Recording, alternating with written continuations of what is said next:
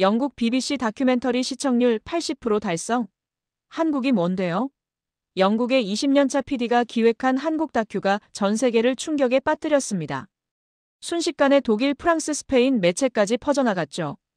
한국을 의심하던 PD가 어째서 한국을 칭찬하고 나선 걸까요? 왜 이 8분의 다큐가 전 세계의 옹호를 받게 된 걸까요? 그 놀라운 이야기 이제 시작합니다. 좋아요와 구독 눌러주시면 큰 힘이 됩니다. 저는 올리버 헤이스입니다. 영국 공영방송에서 23년째 다큐멘터리를 만들고 있는 PD였죠. 그날 런던 뉴스센터 대형 전광판 앞에서 저는 시청 점유율 83%라는 숫자를 보고 있었습니다. 심장이 두 번 뛰는 사이 그 숫자가 87%까지 치솟았어요. 손끝이 차갑게 식었습니다. 귀에서는 뉴스센터의 웅성거림이 점점 멀어지는 것 같았죠. 제가 연출한 8분짜리 한국 특집 다큐멘터리였습니다. 모니터 속 그래프는 멈출 줄을 몰랐어요. 실시간 접속자 수가 폭발적으로 늘어나면서 공영방송 공식 홈페이지가 버벅거리기 시작했습니다. 스트리밍 서버에 과부하가 걸렸다는 긴급 알림이 기술팀에 떴죠. 채널 공식 소셜미디어 계정들도 마찬가지였습니다. 페이지 로딩이 느려지더니 몇 분간 접속 장애가 일어났어요. 기술팀 직원들이 황급히 뛰어다니는 모습이 유리병 너머로 보였습니다. 방송이 끝난 지 두세 시간도 채 되지 않았을 때였죠. 누군가가 다큐 클립을 잘라서 트위터에 올렸습니다. 틱톡에도 올라갔어요. 유튜브 쇼츠에도 퍼지기 시작했습니다. 비공식 캡처 영상이었지만 그건 중요하지 않았죠. 영국을 넘어 유럽 각지로, 미국으로, 아시아까지 순식간에 공유되고 있었습니다. 저는 멍하니 그 광경을 지켜봤어요. 해외 시청자들이 자발적으로 자막을 만들기 시작했습니다. 프랑스어, 독일어, 스페인어, 아랍어까지. 각국 커뮤니티에 영국에서 나온 한국 다큐라며 링크가 돌았죠. 프랑스의 한 기자가 자신의 인스타그램에 글을 올렸습니다. 영국 PD가 만든 한국 다큐를 보고 동아시아에 대한 본인의 편견을 반성하게 됐다는 내용이었어요. 이제 프랑스 언론도 이런 방식으로 이웃나라를 다뤄야 한다고 썼습니다. 독일 공영방송 제작진에서 메일이 왔죠. 사내에서 이 다큐의 반향을 공유했다면서 한국에 대한 특집을 유럽 시각으로 다시 만들어보자는 의견이 나왔다고 했습니다. 협업 제안이었어요. 북유럽 여러 나라에서는 스트리밍 플랫폼 트렌드 차트에 이 다큐 클립이 동아시아 관련 콘텐츠 1위로 떴습니다. 현지 시청자들이 한국을 이렇게 본 건 처음이라는 댓글을 영어와 현지어로 남기고 있었죠. 공영방송 앱과 유튜브 공식 채널에는 방송 직후부터 25만 개가 넘는 댓글과 반응이 쏟아졌습니다. 이제야 균형 잡힌 한국 이야기를 본 것 같다는 글이 올라왔어요. 내가 얼마나 무지했는지 깨달았다는 고백도 있었습니다. 소셜미디어에서는 시청자들이 자발적으로 해시태그를 만들어 사용하기 시작했죠. 본인들의 편견, 한국 여행 후기, 다큐 소감을 올렸습니다. 그 해시태그가 영국, 아일랜드, 노르웨이, 프랑스에서 동시에 실시간 1위에 올랐어요. 한 70대 영국 시청자가 유튜브에 댓글을 남겼습니다. 평생 한국을 그냥 전쟁이나 뉴스 속 나라 정도로만 생각하고 무시했다고 썼어요. 이 영상을 보고 내가 얼마나 좁게 살아왔는지 알게 됐다고 했습니다. 살아있는 동안 꼭 한번 가보고 싶다는 말이 덧붙여져 있었죠. 그 댓글에 수천 개의 좋아요와 공감 댓글이 달렸습니다. 런던, 맨체스터, 버밍엄의 주요 서점들에서 연락이 왔어요. 다큐 방송 며칠 안에 한국 관련 역사, 문화, 여행책들과 한국어 교재가 연달아 품절됐다는 소식이었습니다. 매대에 한국 서적 재입고 예정이라는 문구를 붙여야 했다고 했죠. 어학원 웹사이트에는 60대 이상 한국어 코스 수강 신청이 평소에 3배 이상 몰렸다는 공지가 떴습니다. 여행사와 항공사에서도 예약 상황 보고가 올라왔어요. 한국행 패키지와 항공권 문의가 폭증했다는 내용이었습니다. 다큐 방송 이후 한국 노선 예약 폭주라는 문구가 사이트 메인에 걸렸죠. 히드로 공항 출국장 스크린에는 한국행 항공권 금주 매진 안내가 떴습니다. 영국 국회의원 몇몇이 자신의 소셜미디어에 글을 올렸어요. 한국과의 문화, 기술 교류를 늘려야 한다고 했습니다. 한국 연구 예산을 늘릴 필요가 있다고 언급했죠. 다큐 이후 바뀐 국민 관심을 정치적 의제로 끌어올리고 있었습니다. 런던 옥스퍼드 서커스 근처 대형 전광판에 문구가 떴어요. 영국 공영방송 한국 다큐멘터리, 유럽 10개국 트렌딩 1위. 다큐 장면이 짧게 재생됐습니다. 시민들이 그 장면을 휴대폰으로 찍어 소셜미디어에 올리고 있었죠. 저는 뉴스센터 유리병 너머로 이 모든 상황을 바라보고 있었습니다. 이건 내가 애초에 노린 결과가 아니었어요. 손이 떨렸습니다. 다리에 힘이 풀리는 것 같았죠. 도대체 단 8분짜리 영상에 무엇이 담겨 있었길래 이런 일이 벌어진 걸까요?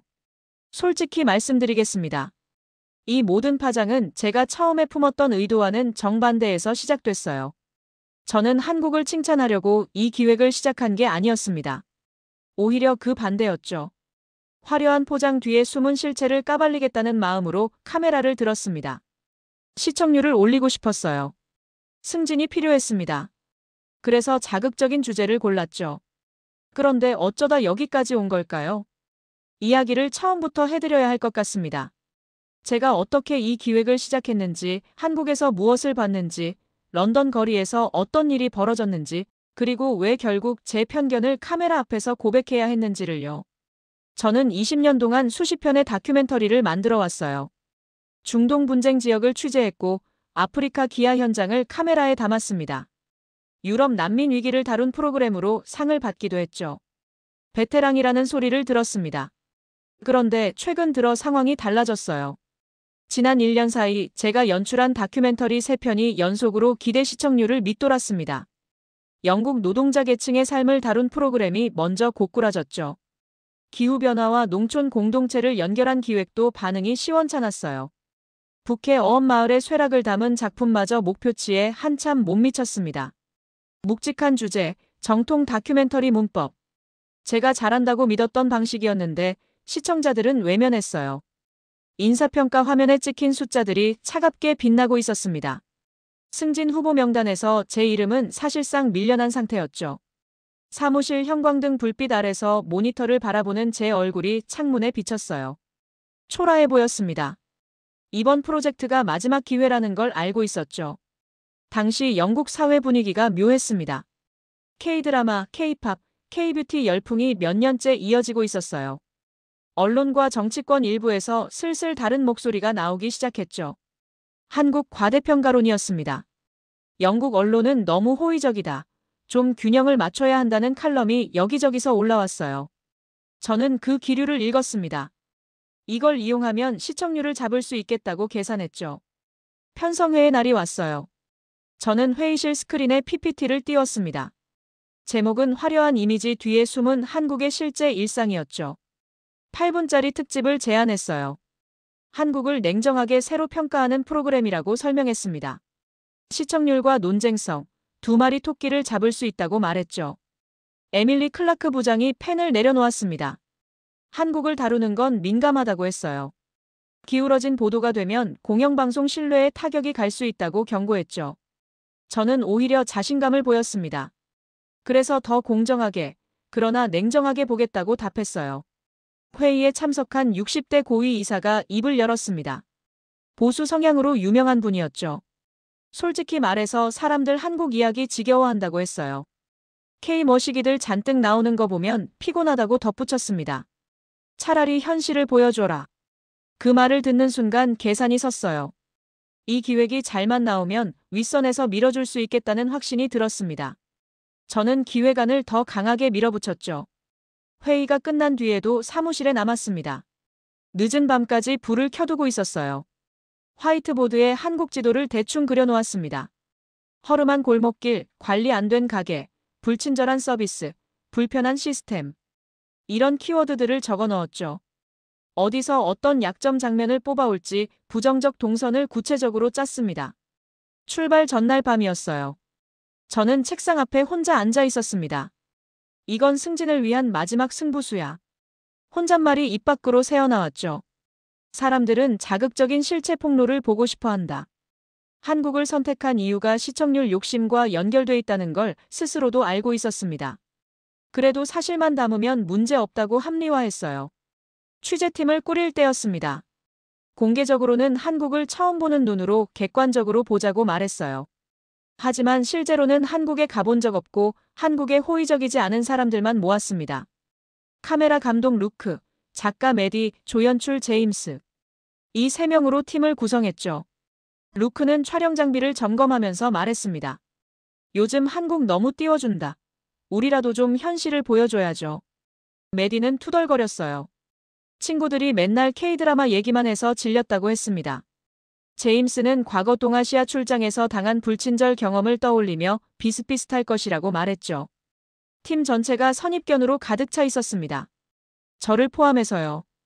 한국행 비행기에 올랐어요. 저는 좌석에 앉아 노트북을 펼쳤습니다. 기획 파일을 다시 열었죠. 골목, 전통시장, 낡은 간판, 혼잡한 거리, 소란스러운 장면. 체크리스트를 만들어 놓았어요.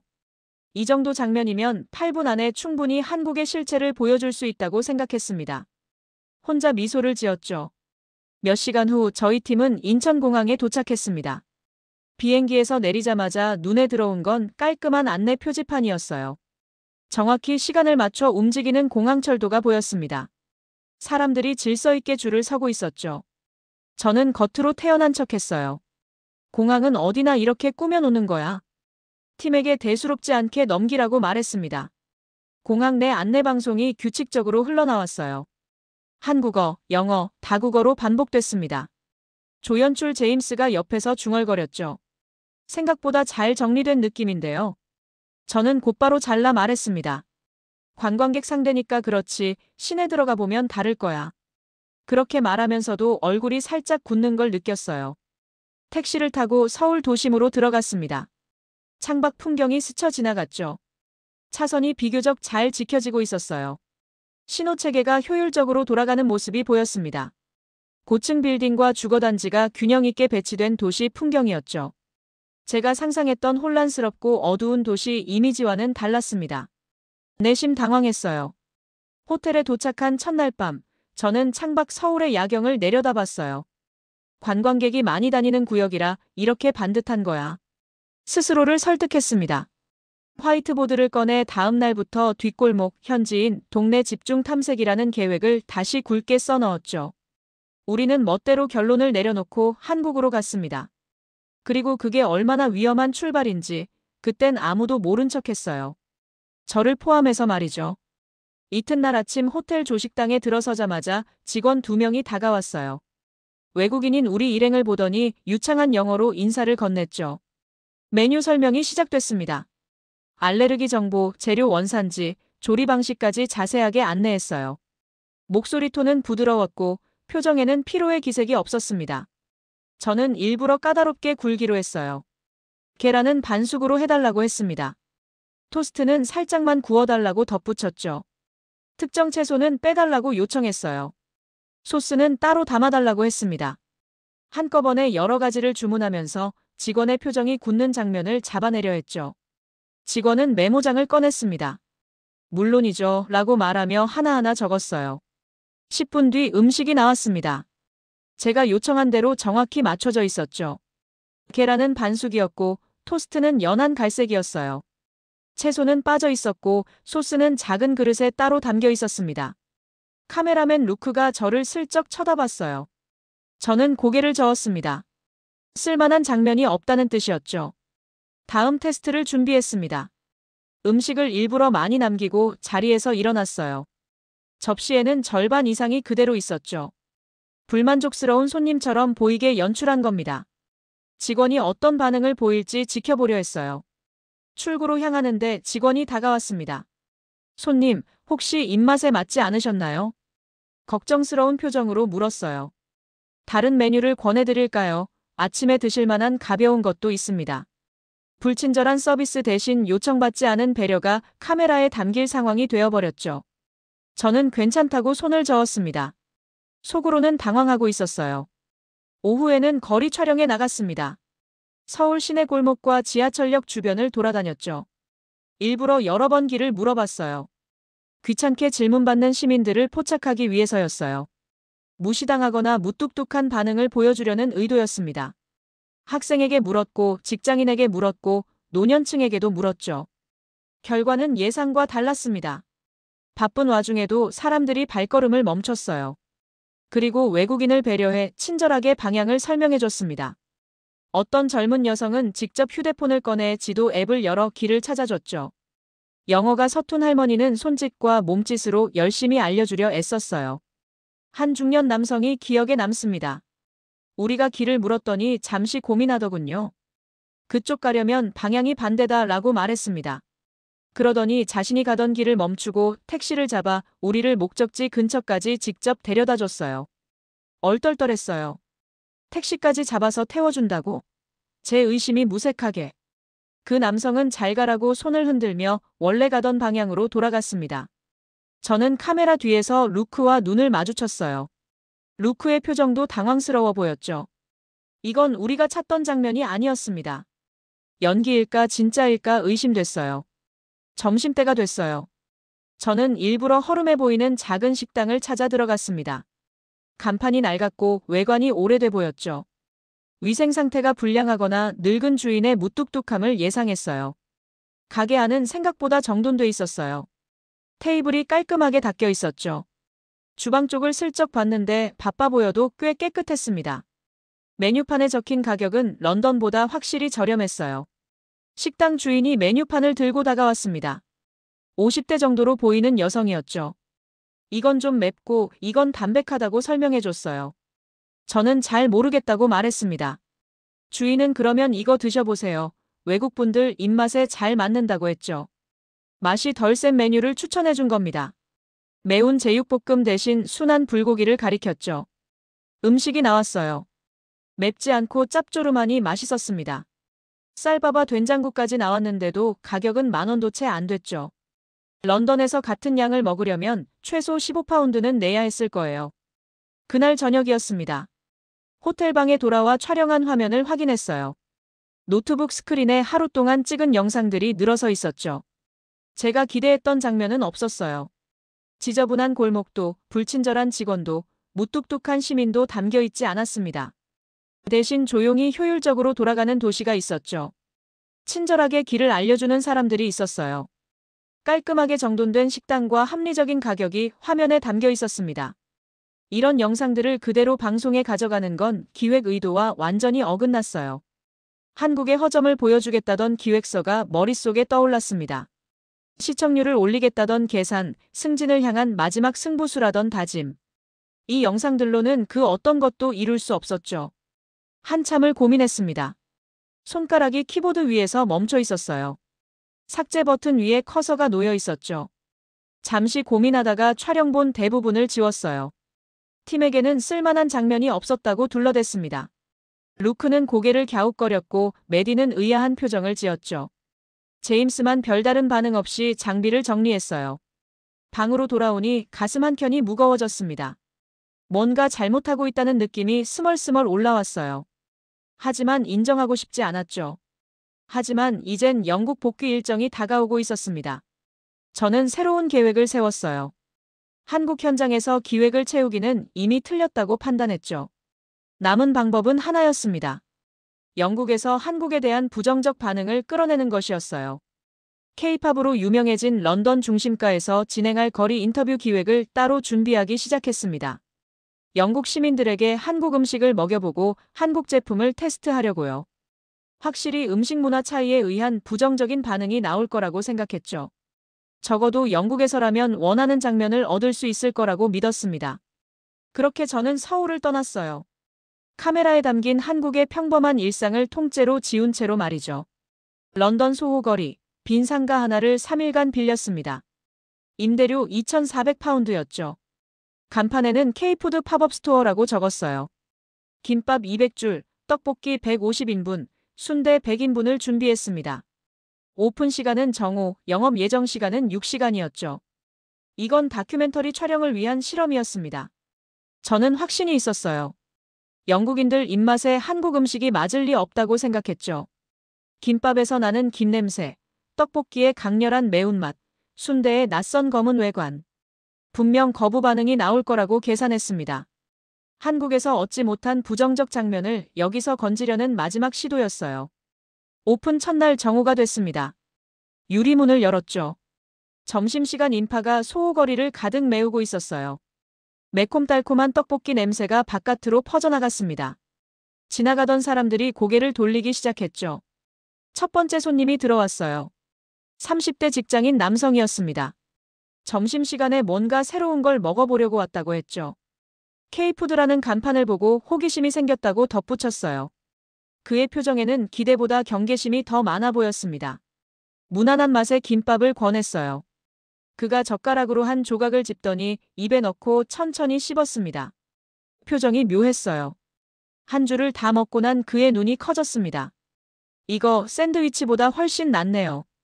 포만감도 있고 야채도 많이 들어있고요. 무엇보다 고소하네요. 그러더니 한 줄 더 살 수 있냐고 물었죠. 저는 카메라 뒤에서 당황했습니다. 50대 주부가 어리둥절한 표정으로 장바구니를 들고 들어왔어요. 달콤한 냄새에 이끌렸다고 했죠. 떡볶이에 빨간 소스를 보더니 걱정스러운 표정을 지었습니다. 매운 건 잘 못 먹는다고 했어요. 그래도 한 젓가락 먹어보더니 고개를 끄덕였습니다. 맵기는 한데 달콤해서 계속 먹게 되는 맛이에요. 집 근처에 이런 가게가 실제로 있으면 좋겠네요. 1인분만 싸주세요. 가족들과 먹어보고 싶어요. 그때 한 대학생 커플이 창문 너머로 순대를 보고 있었어요. 여학생이 웃으며 말했습니다. 저거 뭐예요? 조금 무섭게 생겼는데. 검은색 소시지라고 하며 거부감을 보였죠. 남자친구도 고개를 저었어요. 저는 속으로 이번엔 부정적 반응이 나오겠다고 생각했습니다. 그래도 둘이 용기를 내어 안으로 들어왔어요. 여학생이 조심스럽게 순대 한 조각을 집었습니다. 입에 넣고 오물오물 씹더니 진짜 맛있어, 먹어봐. 남자친구에게 소리쳤습니다. 부드러운 소시지 맛이라며 둘이 순대 한 접시를 3분 만에 비웠어요. 추가 주문까지 했죠. 간이 세고 소스가 다른 한국 음식이 이렇게나 영국인 입맛에 맞는다니. 솔직히 이해하기 어려웠어요. 그래도 실험은 계속 해나가기로 했어요. 혹시 모를 부정적 인터뷰를 담기 위해서요. 오후 1시가 되니 팝업 스토어 앞에 줄이 생기기 시작했어요. 10명, 20명, 30명. 예상하지 못한 상황이었죠. 소호거리를 지나가던 사람들이 길게 늘어선 줄을 보고 호기심에 합류했습니다. 뭐 파는 데예요? 라고 물으며 대기열에 섰어요. 준비한 음식이 예상보다 훨씬 빠르게 줄어들었습니다.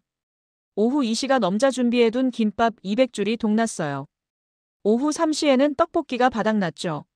순대는 오후 5시 전에 완판됐습니다. 6시간 영업 예정이었는데 그 전에 모든 재고가 사라졌어요. 70대 은퇴자 토마스의 인터뷰가 기억에 남아요. 흰 머리카락에 트위드 재킷을 입은 전형적인 영국 신사였죠. 줄 끝에 서서 와이프와 통화하며 30분을 기다린 분이었어요. 궁금해하던 김밥을 받아들고 천천히 먹고 있었죠. 그분이 식사를 마치고 입을 열었어요. 평생 한국을 남의 나라 이야기로만 취급하고 살았습니다. 목소리가 조용했죠. 뉴스에서 가끔 보이는 먼 나라, 전쟁이 있었던 곳 정도로만 생각했어요. 이렇게 맛있는 음식이 있는 줄도 몰랐습니다. 내가 얼마나 모른 채 살아왔는지 이 한 접시가 보여주네요. 주변에서 듣고 있던 젊은이들이 고개를 끄덕였어요. 한 20대 여성이 말했습니다. 우리도 미디어에서 본 이미지로만 판단했던 것 같아요. 맵고 처음 보는 음식이 많구나 생각했었는데 막상 먹어보니 완전히 다르지만 맛이 풍부해요. 저는 카운터 뒤에서 그 광경을 지켜보고 있었어요. 기획이 점점 설 자리를 잃어가는 느낌이었죠. 내가 원했던 건 이게 아니었습니다. 맛없다, 이상하다, 다시는 안 먹고 싶다. 그런 반응을 기대했어요. 손님들이 질문을 쏟아냈습니다. 이 가게 언제까지 하냐고 물었어요. 상설 매장은 없냐고 했죠. 갈비나 불고기 같은 다른 한국 음식도 먹어보고 싶다고 했습니다. 누군가는 휴대폰을 꺼내 근처 한국 식당을 검색하기 시작했어요. 작가 메디가 옆에서 저를 쳐다봤습니다. 눈빛이 의아함으로 가득 차 있었죠. 이 장면 그대로 내보내도 되는 거냐는 무언의 질문이었어요. 저는 대답하지 못했습니다. 3일간의 팝업 스토어가 실험이 끝이 났어요. 매출 집계를 해봤습니다. 예상의 3배가 넘는 방문객이 다녀갔죠. 음식은 매일 조기 품절됐어요. 부정적 반응을 담은 영상은 건지지 못했습니다. 마지막 날 밤, 빈 매장 안에서 의자에 앉아 있었어요. 카메라맨 루크가 장비를 정리하고 있었죠. 저는 휴대폰 노트 앱을 열었습니다. 맛없다, 이상하다라는 말을 끌어내려 했다. 왜 모두가 또 먹고 싶다는 반응을 하는가? 그렇게 적었어요. 제가 찾으려던 부정적 증거가 사라지고 있다는 사실을 인정한 글이었죠. 그 순간 깨달았습니다. 문제는 한국 음식이 아니었어요. 한 번도 제대로 맛보지 않았던 우리의 편견이 문제였죠. 런던 시민들은 생전 처음 먹어보는 음식 앞에서 열린 마음으로 젓가락을 들었습니다. 70대 노인부터 10대 학생까지 편견 없이 맛을 봤어요. 그리고 솔직하게 인정했죠. 맛있다고요. 저만 그러지 못하고 있었습니다. 결론을 미리 정해놓고 그 결론에 맞는 장면만 찾아 헤매고 있었죠. 그치만 아직 완전히 포기할 수 없었어요. 음식은 그렇다 치더라도 제품은 다를 거라고 생각했습니다. 화장품, 전자제품, 생활용품. 이 분야에서는 영국이 앞서 있을 거라고 믿었죠. 팝업 스토어가 끝난 지 이틀 뒤였습니다. 저는 런던 캠든 마켓 근처 창고형 스튜디오를 빌렸어요. 하루 임대료 800파운드였죠. 테이블 8개를 나란히 세우고 한쪽에는 한국 제품, 반대쪽에는 영국 제품을 올려놓았습니다. 모든 로고와 브랜드명은 검은 테이프로 가려뒀어요. 블라인드 테스트가 시작됐습니다. 음식에서 졌다고 해서 모든 게 끝난 건 아니었어요. 제품은 다를 거라고 확신했죠. 화장품, 소형 전자제품, 생활용품, 라면, 패키지 디자인. 이 분야에서는 영국이 앞서 있을 거라고 믿었습니다. 오랜 산업 역사와 전통이 있으니까요. 첫 번째 테스트는 스킨케어였어요. 40대 여성 참가자가 테이블 앞에 섰습니다. 두 종류의 크림이 놓여 있었는데 하나는 한국 브랜드고 하나는 영국 브랜드였죠. 물론 그녀는 어느 쪽이 어느 나라 제품인지 몰랐습니다. 그녀가 왼쪽 크림을 손등에 바르고 천천히 문질렀어요. 오른쪽 크림도 같은 방식으로 테스트하며 촉감과 흡수력, 잔여감을 비교하는 모습이었죠. 30초 정도 지났을까요? 이쪽이 훨씬 촉촉하고 잘 스며들어요. 그녀가 왼쪽을 가리켰습니다. 한국 제품이었죠. 브랜드를 공개하려고 검은 테이프를 떼어내자 그녀의 눈이 커졌어요. 이게 한국 거였어요? 어디서 살 수 있냐고 물으며 온라인 주문이 가능한지, 영국에 매장이 있는지 구체적으로 질문했습니다. 20대 대학생 참가자가 들어왔어요. 화장품 잘 모른다고 겸손하게 말하면서 두 제품의 사용감을 비교했죠. 1분도 안 돼서 결정을 내리며 망설임 없이 한국 제품을 골랐습니다. 싸구려일 줄 알았는데 오히려 더 고급스럽다고 솔직하게 말했어요. 10명의 참가자에게 같은 테스트를 반복했습니다. 결과는 충격적이었죠. 8명이 한국 화장품을 선택했고 브랜드를 공개할 때마다 참가자들이 이게 한국 제품이었냐며 놀라워했어요. 웃음과 탄성이 섞인 반응이 이어졌습니다. 저는 다음 테스트를 준비했어요. 혹시 스킨케어만 예외인가 싶었거든요. 소형 전자제품으로 넘어가서 무선 이어폰, 휴대용 선풍기, 미니 가습기를 한국 제품과 영국 제품으로 나란히 놓고 버튼 조작과 사용 편의성을 비교하게 했습니다. 30대 남성 참가자가 두 이어폰을 번갈아 착용하며 음질을 테스트했어요. 이쪽이 더 선명하고 편하다며 한국 제품을 골랐죠. 주방 도구 테스트에서도 비슷한 결과가 나왔습니다. 참가자 대부분이 한국 제품의 그립감과 디자인을 더 높이 평가했어요. 라면 테스트를 준비했습니다. 이건 자신 있었어요. 영국인들이 어릴 적부터 먹어온 브랜드 라면과 한국 라면을 함께 끓여서 두 그릇을 나란히 놓고 맛보게 했죠. 50대 중년 남성이 두 그릇을 번갈아 먹으며 국물을 음미했습니다. 잠시 생각하더니 입을 열었어요. 늘 먹던 것만 최고라고 믿었는데 오늘 그 믿음이 좀 흔들렸습니다. 한국 라면의 국물 맛과 면발 식감을 더 높이 평가하는 말이었죠. 여러 참가자가 같은 반응을 보였어요. 한국 라면이 더 풍미가 있고 국물에 깊이가 있다고 표현했습니다. 어디서 살 수 있냐는 질문이 또 나왔죠. 마지막은 패키지 디자인 테스트였습니다. 디자인 전공 대학생을 섭외해서 한국 제품과 영국 제품의 포장을 비교 분석하게 했어요. 그녀가 두 패키지를 들고 찬찬히 살폈습니다. 이쪽은 색감과 구성이 현대적이고 글로벌한 감각이 느껴져요. 한국 제품을 가리키며 말했죠. 이쪽은 전통적인 매력은 있지만 다소 예스러운 느낌을 줍니다. 영국 제품에 대한 평가였어요. 그 말을 듣는 순간 가슴이 철렁 내려앉았습니다. 디자인과 브랜드에서는 영국이 더 앞선다고 의심 없이 믿어왔거든요. 산업혁명의 본고장이자 전통과 격식의 나라라는 자부심이 근거 없는 것일 수 있다는 생각이 처음으로 들었어요. 하루 종일 테스트를 진행했습니다. 화장품, 전자제품, 라면, 디자인까지 모든 분야에서 한국 제품이 선택받았어요. 10명 중 7명에서 8명이 한국 쪽을 골랐고 영국 제품이 압도적으로 이긴 항목은 단 하나도 없었죠. 촬영을 마치고 장비를 정리하며 스튜디오 밖으로 나가는 길이었습니다. 편집기사 샘이 무거운 장비 박스를 들고 옆에 섰어요. 이걸 도대체 어떻게 편집할 거야? 샘이 물었습니다. 우리가 처음에 생각했던 이야기랑 완전히 다르게 나왔잖아. 저는 대답하지 못하고 장비 박스를 든 채 플랫폼 끝을 멍하니 바라봤어요. 런던 저녁 하늘이 붉게 물들어가고 있었습니다. 영국이 항상 한 발 앞서 있다고 믿어왔던 게 어쩌면 착각이었을지도 모른다는 생각이 떠나지 않았어요. 23년간 다큐멘터리를 만들면서 쌓아온 세계관이 흔들리고 있었습니다. 내가 알던 기준이 아닐 수도 있다는 불안감이 밀려왔죠. 그날 밤 집에 돌아와서도 잠이 오지 않았어요. 천장을 바라보며 생각했습니다. 한국에서 찍은 영상은 지웠고 런던에서 진행한 실험은 정반대의 결과만 쏟아냈죠. 내가 만들려던 프로그램은 더 이상 존재하지 않았습니다. 그래도 아직 한 가지 방법이 남아 있었어요. 실제로 한국에 다녀온 영국인들을 인터뷰하는 것이었죠. 그들에게서 불만과 실망을 들을 수 있을 거라고 생각했습니다. 화려한 이미지와 달랐다는 증언, 기대에 못 미쳤다는 이야기를 찾아내면 아직 기획을 살릴 수 있었어요. 마지막 희망을 걸고 다음 촬영을 준비했습니다. 런던, 맨체스터, 브리스틀. 세계 도시에서 인터뷰를 진행하기로 했습니다. 한국 여행 경험자 15명을 섭외했어요. 5일간의 촬영 일정이었죠. 저는 이번에야말로 불만과 실망의 목소리를 들을 수 있을 거라고 확신했습니다. 화려한 이미지와 달랐다. 기대에 못 미쳤다. 그런 증언을 찾아내면 아직 기획을 살릴 수 있었어요. 첫 번째 인터뷰 대상자는 30대 여성 직장인이었습니다. 런던 카나리 워프에서 금융 업무를 보는 사람이었죠. 작년에 친구들과 서울에 다녀왔다고 했어요. 솔직히 크게 기대 안 하고 갔어요. 그녀가 말을 시작했습니다. 가깝고 저렴한 여행지라서 골랐거든요. 그런데 도착하자마자 놀랐죠. 거리가 정말 깨끗했어요. 지하철은 정확하고 편리했고 밤에 혼자 돌아다녀도 안전하다는 느낌이 들었습니다.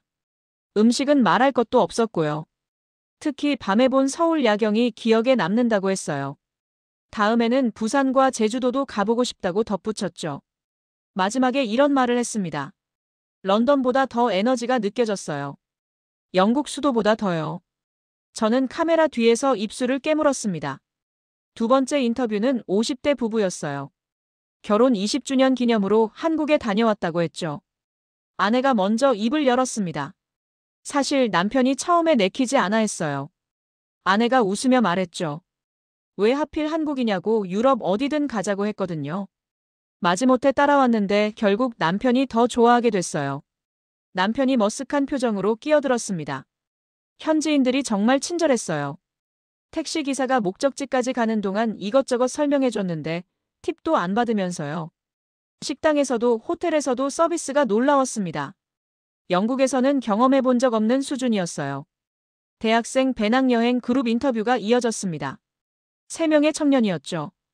예산이 넉넉하지 않아서 저렴한 여행지를 찾다가 한국을 택했다고 했어요. 한 남학생이 말했습니다. 교통 시스템이 정말 좋았어요. 지하철이 정확하고 모바일 결제가 어디서든 됐죠. 와이파이도 어디서나 터졌고요. 영국이 늘 기준이라고 생각했는데 꼭 그렇지만은 않다는 걸 느꼈습니다. 70대 할머니 인터뷰가 가장 기억에 남습니다. 혼자 한국을 여행하고 돌아온 분이었어요.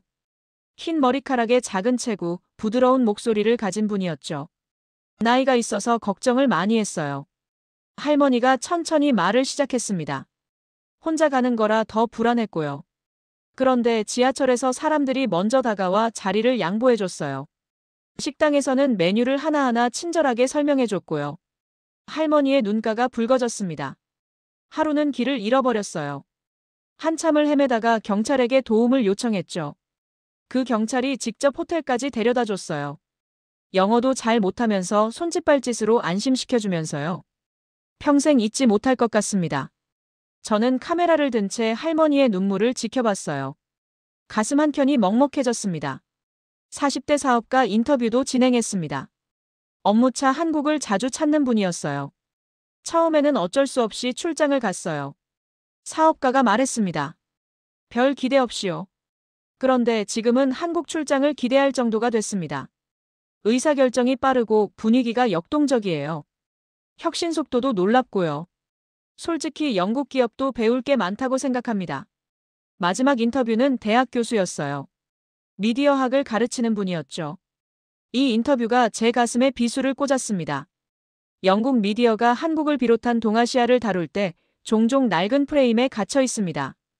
교수가 카메라를 정면으로 바라보며 말했어요. 실제 현실보다 오래된 이미지에 기대는 경우가 많죠.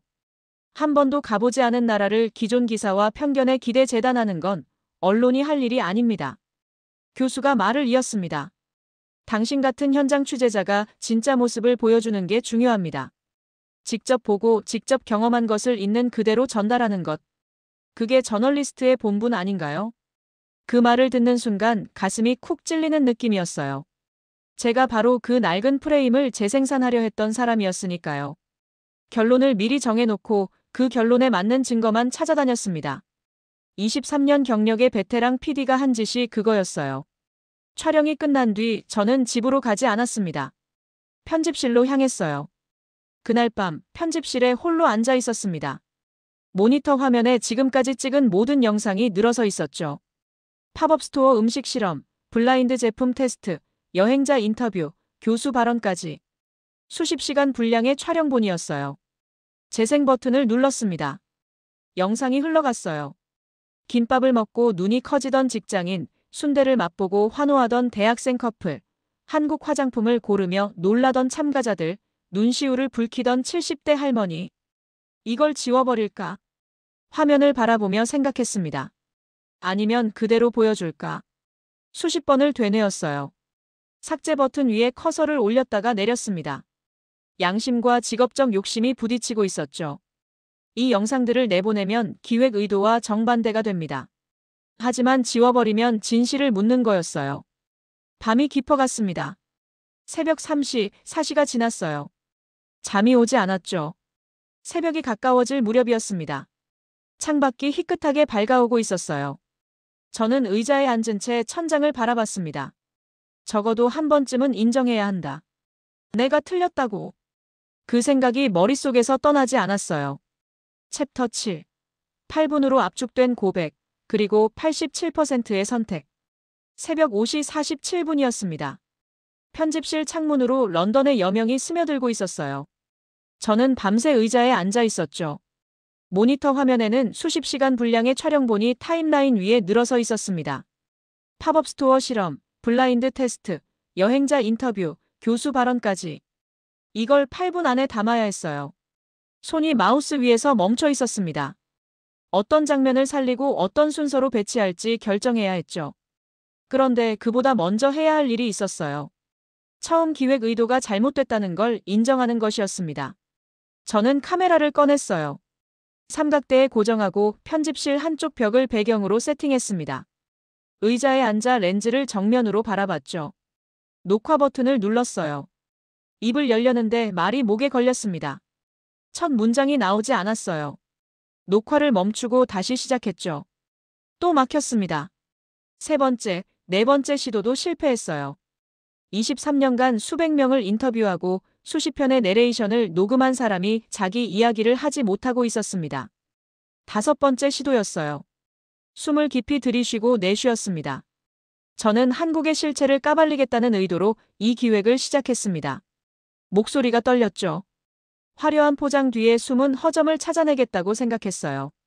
그런데 취재 과정에서 제 편견이 틀렸다는 걸 깨달았습니다. 제가 보려고 했던 한국은 존재하지 않았어요. 대신 제가 외면하려 했던 한국이 있었죠. 1분 길이의 고백이었습니다. 말을 마친 뒤 한동안 카메라 앞에서 눈을 감은 채 숨을 골랐어요. 심장이 빠르게 뛰고 있었죠. 이 고백을 다큐의 오프닝으로 넣기로 결정했습니다. 편집 작업이 시작됐어요. 편집 기사 샘이 새벽에 출근해서 저와 함께 작업했죠. 수십 시간 분량을 8분으로 압축하는 건 잔인한 일이었습니다. 어떤 장면은 살리고 어떤 장면은 버려야 했어요. 모든 인터뷰를 다 넣을 수 없었죠. 가장 강렬한 순간들만 골라야 했습니다. 70대 할머니가 눈물 흘리던 장면을 살렸어요. 블라인드 테스트에서 참가자들이 놀라던 순간들을 연결했습니다. 교수의 미디어 비판 발언을 마지막에 배치했죠. 그리고 제 고백을 맨 앞에 넣었어요. 3일 밤낮을 편집에 매달렸습니다. 눈이 충혈되고 손가락이 뻣뻣해졌죠. 샘도 지쳐 있었어요. 하지만 멈출 수 없었습니다. 최종본이 완성된 날이었어요. 시사실에 에밀리 부장과 동료들이 모였습니다. 어두운 시사실 안 스크린에 영상이 띄워졌죠. 8분 7초짜리 다큐멘터리였어요. 제 고백 장면이 먼저 나왔습니다. 떨리는 목소리로 편견을 인정하는 제 얼굴이 스크린을 채웠죠. 이어서 팝업 스토어 장면, 블라인드 테스트 결과, 여행자들의 증언이 흘러갔어요. 교수의 발언이 끝나고 엔딩 자막이 올라갔습니다. 시사실에 정적이 흘렀어요. 누구도 말을 하지 않았죠. 5초, 10초, 15초가 지났습니다. 에밀리 부장이 한숨처럼 숨을 내쉬었어요. 좋은 선택이었어. 부장이 말했습니다. 이게 공영방송이 해야 할 보도야. 처음 의도를 솔직하게 밝힌 점이 오히려 설득력을 높일 거야. 저는 고개를 숙였습니다. 눈시울이 뜨거워지고 있었어요. 간부 회의가 소집됐습니다. 대형 회의실에 임원 12명이 모였죠.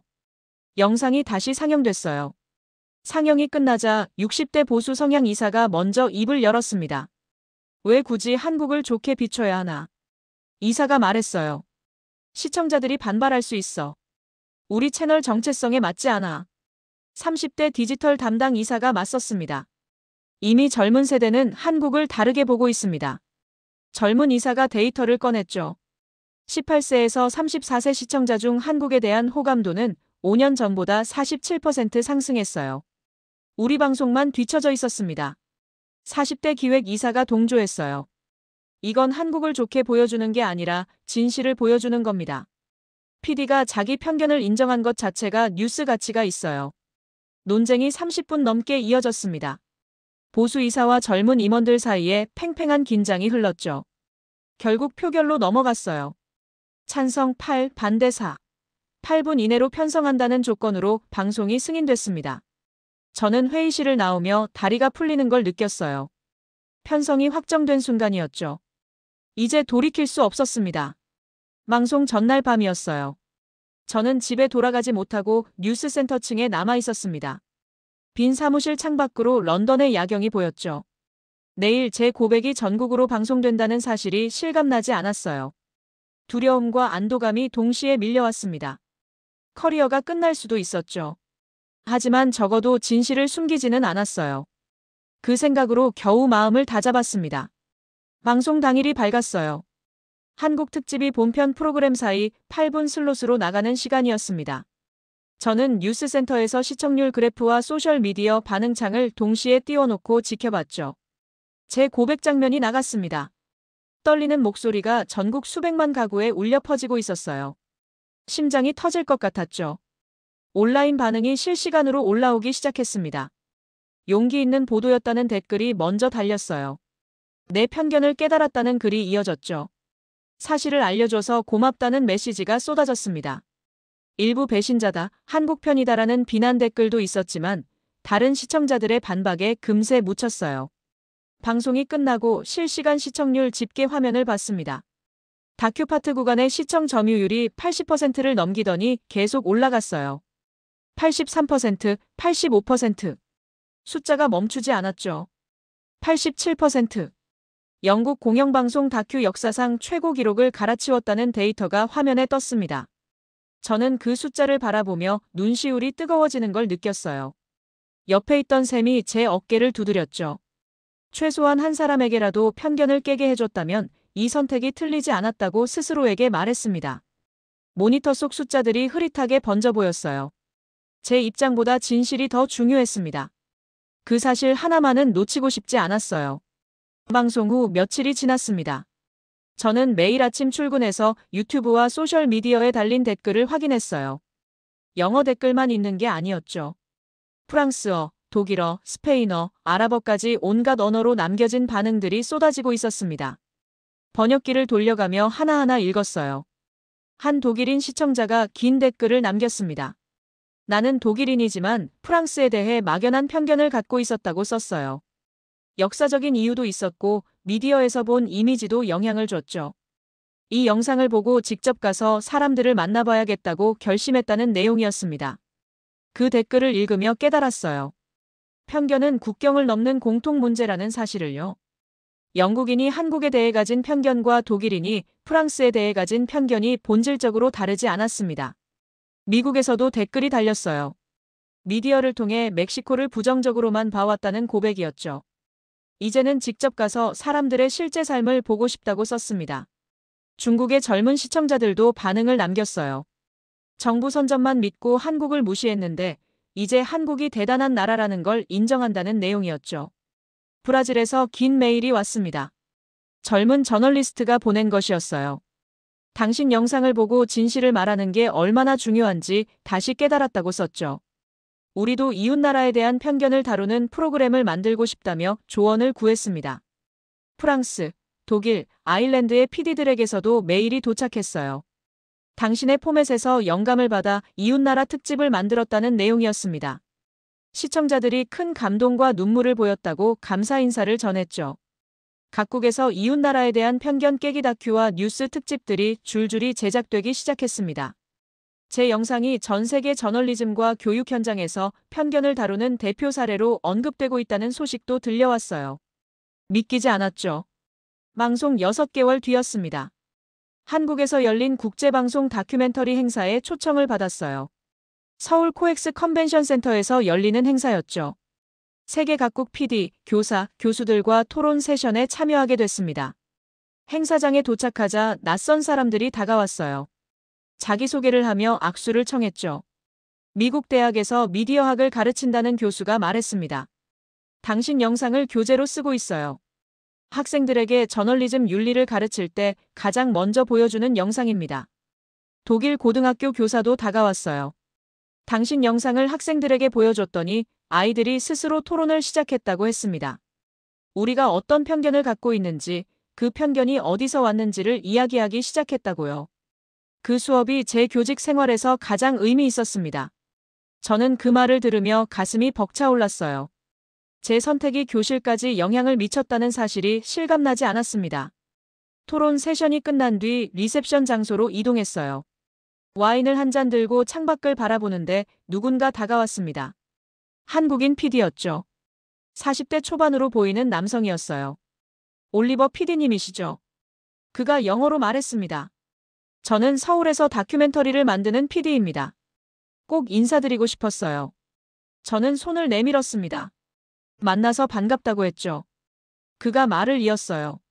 당신 영상 덕분에 영국과 유럽에서 한국을 보는 시선이 조금씩 달라지고 있습니다. 한영 관계가 아주 조금이나마 부드러워진 것 같다는 이야기를 들었어요. 감사드리고 싶었습니다. 저는 그 말을 듣고 울컥했어요. 와인 잔을 든 손이 떨렸습니다. 저는 그냥 진실을 보여주려 했을 뿐이에요. 목소리가 갈라졌죠. 이게 관계를 바꾸는 시작이 될 줄은 몰랐습니다. 한국 PD가 고개를 끄덕였어요. 진실을 말하는 건 용기가 필요한 일이죠. 당신은 그 용기를 냈고 그게 여기까지 온 겁니다. 그날 밤 호텔방에서 노트북을 열었습니다. 메일함에는 여전히 전 세계에서 보낸 감사와 응원의 메시지가 쌓여 있었어요. 당신 영상 때문에 나도 변화를 시작했다는 사람들의 이야기를 읽었습니다.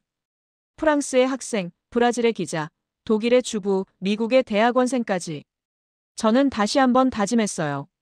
앞으로도 진실만을 기록하겠다고요. 처음에 저는 시청률을 위해 이 기획을 시작했습니다. 승진을 위한 마지막 승부수였죠. 한국의 허점을 찾아내서 자극적인 프로그램을 만들려 했어요. 결론을 미리 정해놓고 카메라를 들었습니다. 그런데 한국에서 런던 거리에서 영국 시민들의 반응에서 제가 마주한 건 정반대의 진실이었어요. 그리고 그 진실을 외면하지 않기로 선택했을 때 예상하지 못한 일들이 일어났습니다. 8분짜리 영상 하나가 영국의 인식을 바꾸고 유럽으로 퍼지고 전 세계 교실과 뉴스룸에 영향을 미쳤어요. 한 사람의 고백이 수백만 명의 마음을 움직였습니다. 한 사람의 용기가 세상을 바꿀 수 있냐고요. 저는 이제 그 답을 알고 있습니다. 직접 보지 않고 판단하지 마세요. 미디어가 만든 이미지만 믿지 마세요. 용기를 내서 진실을 보세요. 그리고 그 진실을 있는 그대로 말할 용기를 가지세요. 감동적인 이야기 잘 들어보셨나요? 자랑스런 대한민국의 화이팅이라고 댓글을 적어주세요. 더 좋은 사연으로 찾아뵙겠습니다.